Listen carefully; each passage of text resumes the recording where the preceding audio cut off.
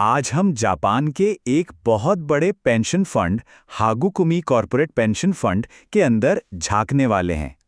तो हर साल ये फंड लगभग 4.5 करोड़ येन का कंट्रीब्यूशन जमा करता है। ये एक बहुत बड़ी रकम है। लेकिन असली सवाल तो ये है कि इतना सारा पैसा आखिर जाता कहाँ है, और इसका जवाब पाने के लिए हमें इसके पूरे स्ट्रक्चर को, इसके काम करने के तरीके को समझना होगा। तो चलिए पैसों के इस रास्ते को फॉलो करते हैं, और जैसे ही हम इस फंड के फाइनेंशियल रिकॉर्ड्स को देखते हैं ना, एक काफी चौंकाने वाली तस्वीर सामने आती है।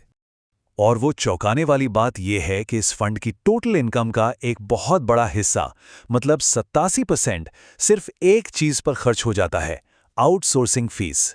जी हां, 87%। तो इसका सीधा सा मतलब ये हुआ कि फंड अपने ज्यादातर जरूरी काम खुद नहीं करता, बल्कि बाहरी कंपनियों को आउटसोर्स कर देता है। और इसी वजह से कई फाइनेंशियल एनालिस्ट से एक तरह का शेल, या कह लीजिए एक खोखला ढांचा मानते हैं। लेकिन रुकिए, अगर इतना सारा पैसा आउटसोर्सिंग में जा रहा है तो फिर एक बहुत बड़ा सवाल खड़ा होता है। जो लोग इस फंड को चला रहे हैं, उनकी सैलरी, उनके वेतन का खर्चा कहाँ है? आमतौर पर तो इसे एक अलग खर्चे की तरह दिखाना चाहिए, पर यहाँ ऐसा कुछ भी नहीं है। और इसकी वजह यह है कि कर्मचारियों की सैलरी असल में बताई ही नहीं जाती। उसे उसी 87% वाली आउटसोर्सिंग फीस में शामिल कर दिया जाता है। मतलब ये पैसा सीधे बाहरी कॉन्ट्रैक्टर्स को जाता है, फंड के खर्च में नहीं गिना जाता। और इसीलिए ये पता लगाना लगभग नामुमकिन है कि असल में कितने लोग काम कर रहे हैं या उन्हें कितनी सैलरी मिल रही है। तो अब आगे बढ़ते हैं और देखते हैं कि इस तरह का जो स्ट्रक्चर है, ये ट्रांसपेरेंसी यानी पारदर्शिता और भरोसे के लिए कितनी बड़ी मुश्किलें खड़ी करता है। अब आप सोच रहे होंगे, क्या ये गैर कानूनी है? हैरानी की बात यह है कि ये ढांचा पूरी तरह से लीगल है, यानी कानूनी है। ऐसा इसलिए है क्योंकि ये फंड ना तो कोई पब्लिकली लिस्टेड कंपनी है और ना ही कोई पब्लिक कॉरपोरेशन। इसलिए इस पर वो नियम लागू ही नहीं होते जो इन कंपनियों को अपने कॉन्ट्रैक्टर्स की डिटेल्स बताने के लिए मजबूर करते हैं।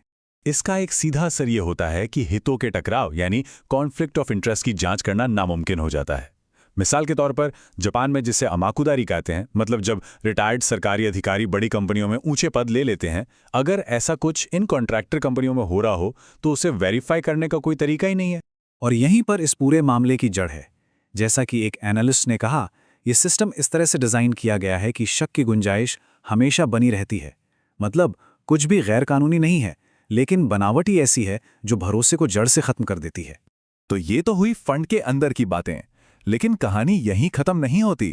इसके अलावा ये फंड बाहर से भी दो बहुत बड़े तूफानों का सामना कर रहा है।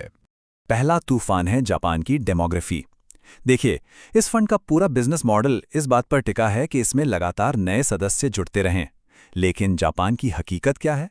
वहां की वर्कफोर्स लगातार सिकुड़ रही है, लेबर फोर्स कम हो रही है।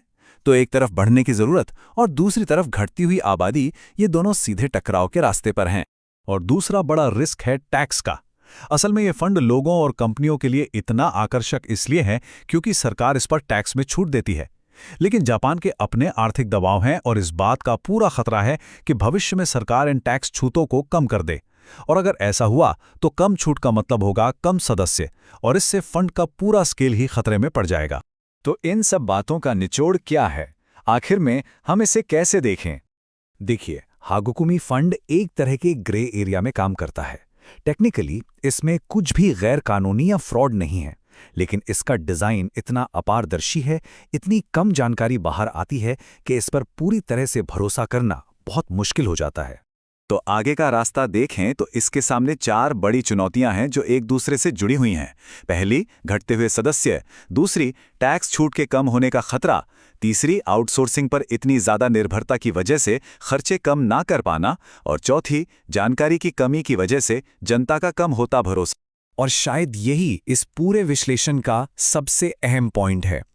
ये सिर्फ एक फंड की कहानी नहीं है, ये तो जापान के पूरे प्राइवेट पेंशन सिस्टम में जो ढांचागत समस्याएं हैं, उसकी एक छोटी सी झलक है। ये दिखाता है कि लाखों लोगों का रिटायरमेंट का भविष्य किन चुनौतियों से घिरा हुआ है। तो आखिरी सवाल ये नहीं है कि ये फंड अच्छा है या बुरा।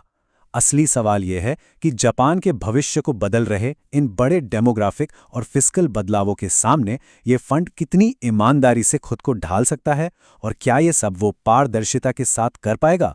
इसी सवाल का जवाब इसका असली मकसद और इसकी असली कीमत तय करेगा।